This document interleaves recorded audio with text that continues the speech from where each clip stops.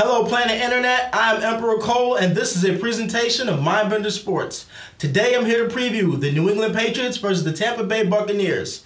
This is the Tampa Bay Bucs Corner, Week 5 in the NFL. Let's do it!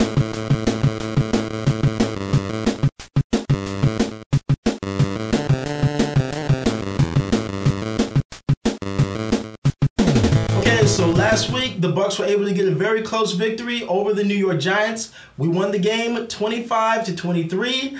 The game was won by a last-second field goal by Nick Folk. Of course, Nick Folk struggled earlier in the game, so it was great that he was able to get the kick that won the game for the team. Our offense looked much better versus the Giants. Jameis Winston was able to throw for 333 yards with 3 touchdowns and no interceptions. The team overall had no turnovers at all, and the Bucs look like a much different team when we are not turning the ball over, not beating ourselves. So last week versus the Giants was a very good team win, but now we celebrate that one, but now it's time to move on because we have a quick turnaround for a Thursday night game versus the Super Bowl champion New England Patriots. The New England Patriots are coming off of a loss at home against the Carolina Panthers. They lost on a last-second field goal. I believe the final to that game was 33-30. So the Patriots very rarely lose 2 games in a row. So that means they're going to be coming down to Raymond James Stadium, dead serious and all about business. As always, the Patriots offense is going to be very difficult to stop and deal with. Tom Brady is showing no signs of slowing down and being 40 years old. Do not believe the hype of anything you hear about that. The Patriots' problem and what's been causing them to lose games so far this season is their defense. It has nothing to do with their offense. Their offense is fine. It's the same business as usual. It's the defense where they're very vulnerable. Right now, they're not able to stop the run very well, and they're very susceptible to the pass. Since the Patriots have lost 2 games so far this season, a lot of people are in an uproar and saying that it's the end of the Patriots dynasty and yada, yada, yada. Do not believe the hype. Just because the Patriots lost 2 games, that does not mean squat. It's still very early in the season. If the Patriots finish 8-8 or 9-7, then you can say their dynasty is over with. But until then, keep in mind they still play in the AFC East with 3 teams that don't win very much, and it's very easy for them to win their division. So do not believe any of the hype about the Patriot dynasty being over. This game against the Patriots is the excellent opportunity for the Bucs, the fans, and everyone to find out how good our team really is. Of course, the New England Patriots have won 5 Super Bowls over the course of about the last 15 years. They're in the playoffs every single year. They're in the hunt for the Super Bowl every single year. So if we want to be respected as such and taken serious, we should be able to play with this team. We're having them at home coming off a loss, and it's a short week, so Belichick doesn't have a whole lot of time to game plan for us. Vice versa, we don't either. So we should be able to seriously compete with this team, and I believe since we're at home, we got some momentum. We should be able to win this game. Okay, so as always, I'm going to give my 3 keys to the Tampa Bay Buccaneers getting a victory this Thursday versus the New England Patriots. First, we're going to start off with ball control. The Bucs absolutely need to make sure we maintain possession of the football on offense. What that means is we need to take our opportunities when they present themselves. We need to make sure we move slowly and methodically down the field, eating up clock and keeping Tom Brady and the Patriots 32 points a game. Keep that offense on the sideline watching the football contest. So Jameis needs to make sure that he's able to command the offense, make sure we hold the ball, make sure we move down the field slowly but surely. We do not have to try to get it all at once, but we do need to make sure that we're keeping the chains moving and make sure we're always in 3rd and short situations. The second key to the Bucs getting a win this Thursday versus the Patriots is going to be establishing the run game. As we saw last week versus the Giants, our offense looks much better when we have the play-action pass at our disposal. So when we're able to move the ball on the ground, that opens things up that much more for Jameis Winston and the passing attack. So this week versus the Patriots, we definitely want to get Doug Martin established. Get the run game going and definitely make sure that he's able to eat up some yards on the ground and establish our rushing attack. Of course, this is Martin's first game of the season, so that means he's got fresh legs, he should be energetic, and definitely ready to go on the national stage. And the third key for the Bucs to get the victory this Thursday is going to be absolutely no turnovers. Jameis Winston cannot throw any interceptions, and of course, our running backs and Winston himself, whoever's handling the football, has to make sure they secure the ball, and we need absolutely no fumbles.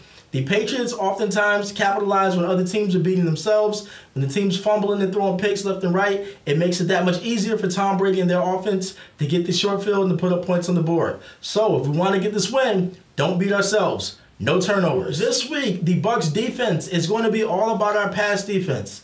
The Patriots are the #1 ranked offense in the league as far as scoring points, And I believe they're also number one as far as passing yards go. I believe they're putting up about 325 every week. So we've had our struggles in our pass defense before.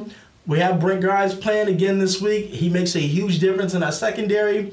Hopefully we'll have TJ Ward back this week so he can definitely shore things up at the safety spot. We all know we're facing the number one quarterback in the league. F what you heard. Tom Brady puts up the numbers. Tom Brady wins the Super Bowls. So hate him or love him, we're facing the best quarterback in the league. We're facing the best offense. If Brady has too much time in the pocket, 7 or 8 seconds every time he throws back, we're going to be in for a very long day. He'll end up throwing for 400 yards and 5 touchdowns against us, and we'll be on the wrong end of the SportsCenter highlights come Friday morning. So we need to make sure we're able to get some pressure up front.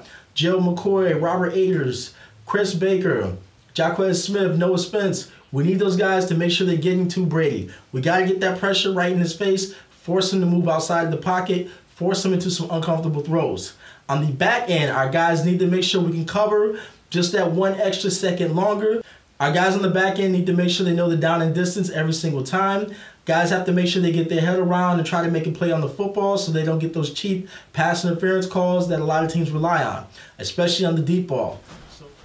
This week, our defensive player spotlight is going to be on Brent Grimes. Last week versus the Giants, Brent Grimes was huge. He showed up very well and did very good in coverage versus Odell Beckham Jr. This week, expect Grimes to be covering primarily Brandon Cooks. We need him to cover Cooks on those quick crossing routes over the middle. We also need him to cover Cooks because Cooks is New England's deep threat. Brent Grimes is going to be a key defensive player this week. We don't need him to be super amazing on every single play, but we need him to make those clutch plays like he always does. We need him to come through in some key moments and make some big deflections, maybe even get a pick or 2 if he can. Brent Grimes is our defensive player spotlight this week. Our offensive player spotlight this week is going to be on Doug Martin. Doug Martin is returning back from a 4-game suspension. Martin is our best running back that we have on the roster. And of course, we're not 100% sure which Martin we're going to be seeing on Thursday night, but I do believe Doug Martin is going to be very energetic. He's going to be running hard. He's going to be ready to play. We need Martin to get at least 70 or 80 yards on the ground and average about 4 yards a carry. We need Doug Martin to run hard and to utilize all of his skills when the time calls for it. Of course, he's going to be needed in pass protection in case the Patriots blitz. He'll be able to pick up the blitz. Also, we'll need Martin to have sure hands and be able to get out into the flat for any quick passes should everyone be covered downfield and Jameis Winston get in trouble. But we need Doug Martin to be the player that we know Doug Martin can be. Okay, so I'm picking the Tampa Bay Bucs to win the game, 38-35. Expect a couple lead changes. This is going to be a bit of a wild shootout where it's definitely going to be entertaining. One team might get up by a score or 2 and the other team comes charging back. But this is going to be a very fun game to watch. But I expect the Bucs to come out on top. 38-35. Bucs win. This has been Tampa Bay Bucs Corner, Week 5, Bucs versus Patriots preview. If you enjoyed this review, please subscribe to his YouTube channel. If you're a Tampa Bay Bucs fan, definitely subscribe to his YouTube channel. Make sure you check us out on Facebook at facebook.com/MindbenderEntertainment. Entertainment. Follow us on Twitter at MindbenderENT. And of course, check out the website, mindbenderent.com. Seize the day, and remember, the future is now.